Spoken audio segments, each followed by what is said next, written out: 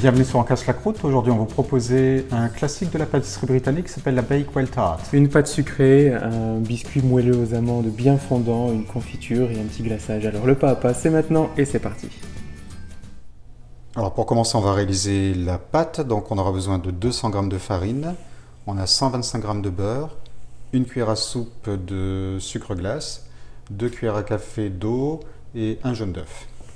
Pour commencer, on va simplement mélanger les poudres. Donc vous voyez un tout petit peu de sucre glace dans la farine. Donc la pâte sera peu sucrée.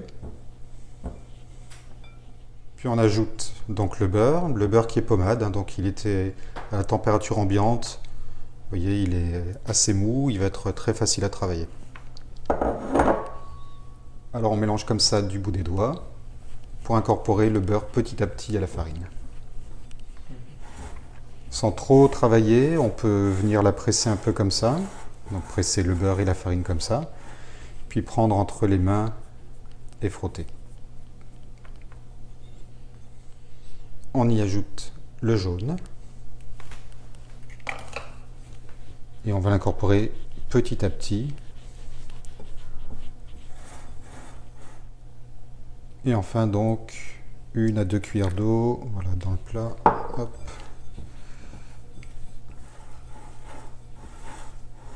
Et petit à petit, on va amalgamer comme ça l'ensemble pour avoir une boule de pâte qui se tient, tout simplement.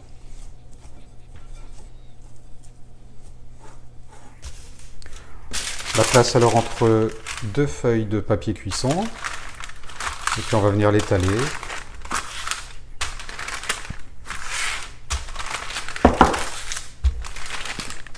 Sur une épaisseur d'environ 3 mm. Voilà, une fois qu'elle est bien étalée, on va la mettre au frais au moins 15 minutes pour pouvoir ensuite foncer le moule. On peut venir déposer directement la pâte sur le cercle ici. On va enlever le papier de cuisson.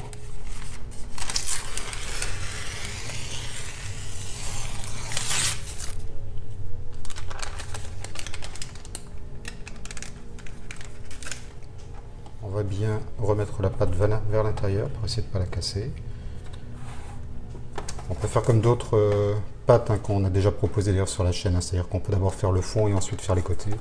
Mais il est tout à fait possible de le faire comme c'est le cas ici.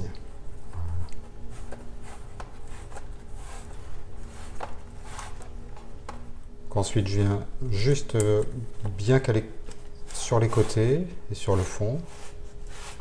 Toujours doucement pour pas déchirer toute la pâte.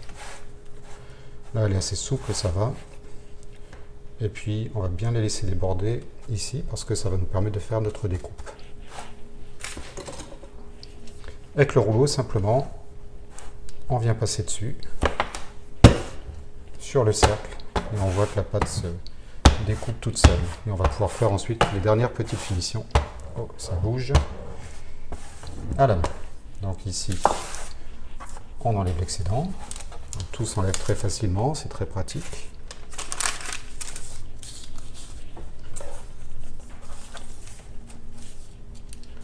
On vient un petit peu nettoyer le bord ici. Voilà. Et on va retravailler un petit peu nos côtés, tout simplement ici.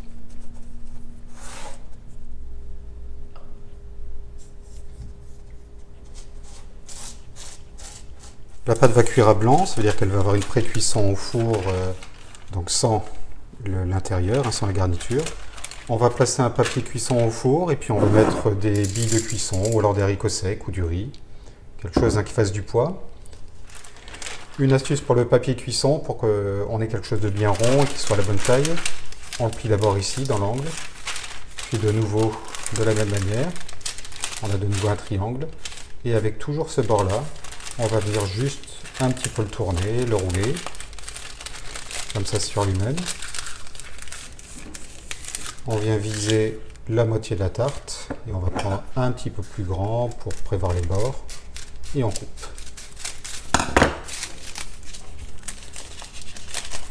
Quand on déroule, on a un cercle ou à peu près un cercle. Et puis voilà, on a quelque chose qui est à peu près à la taille de ce dont on a besoin pour le moule.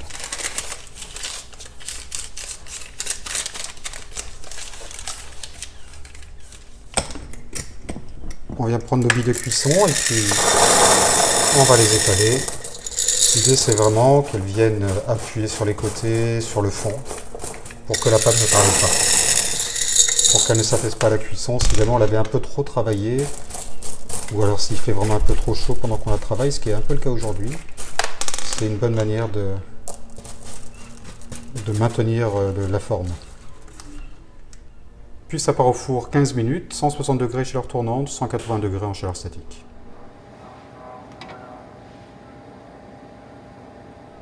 Pour la garniture, on aura besoin de beurre pommade, du sucre en poudre, des œufs, de la poudre d'amande et de l'extrait d'amande amère. Pour commencer dans notre grand saladier, on va déposer le beurre pommade, un beurre qui a reposé 1 heure à température ambiante, puis le sucre en poudre. Ici, on va crémer le beurre avec le sucre, tout simplement. Alors maintenant qu'on a obtenu un mélange crémeux, on va ajouter les œufs un à un.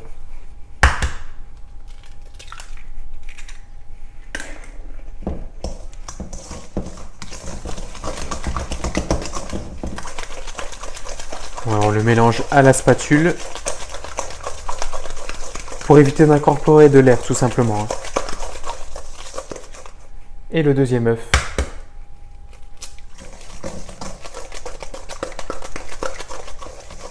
On a un mélange bien homogène, on va ajouter la poudre d'amande en 1 ou 2 fois, en 2 fois ici,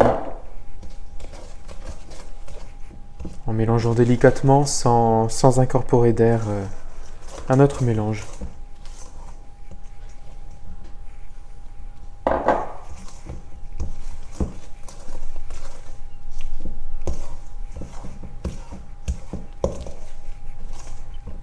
Et on va terminer par notre extrait d'amande amère pour renforcer le goût d'amande.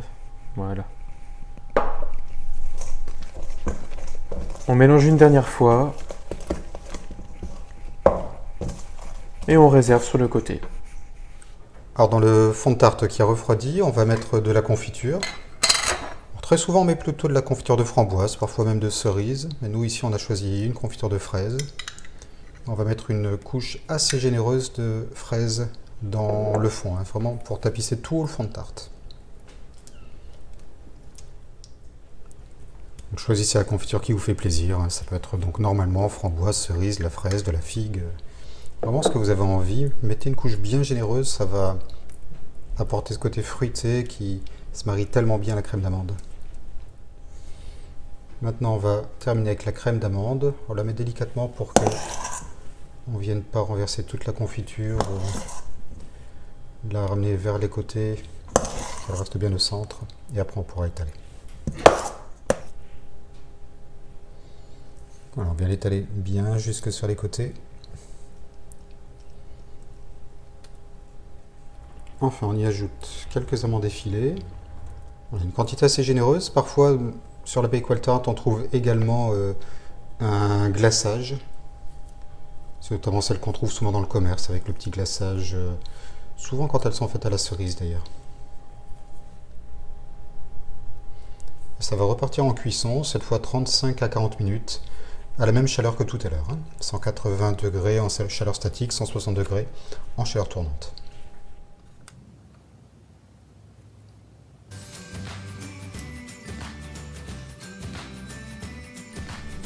Contrairement à ce qu'on croit souvent, en réalité on mange pas si mal que ça en Angleterre et il y a vraiment beaucoup de bonnes choses sucrées comme salées. Alors retrouvez-nous vite sur On Casse la Croûte, Facebook, YouTube, Instagram pour d'autres recettes d'outre-Manche.